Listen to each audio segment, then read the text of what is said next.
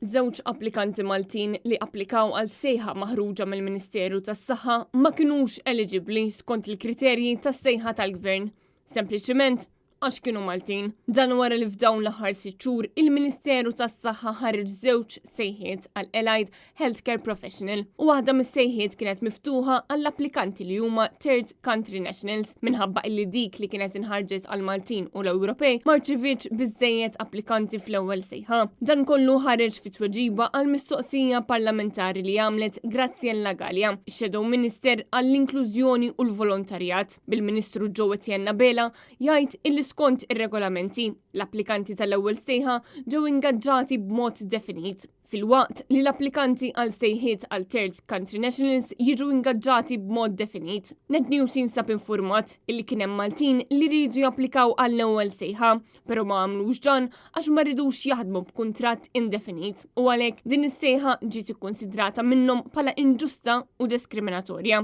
hekk kif l-applikazzjonijiet għamlu distinzjoni bejn il-Maltin u l-barranin. Diskriminazzjoni li saret mill-gvern stess. Intant dawk il-Maltin li jridu japplikaw issa ser ikollhom jistennew minn tal-inqas 3 xhur sakemm l-applikazzjonijiet tal-ħaddiema fil-qasam tas-saħħa jerġgħu jiftu. Dan fil-waqt il-pazjenti ikomplu jistennew l-għajnuna li tant jistħoqilhom.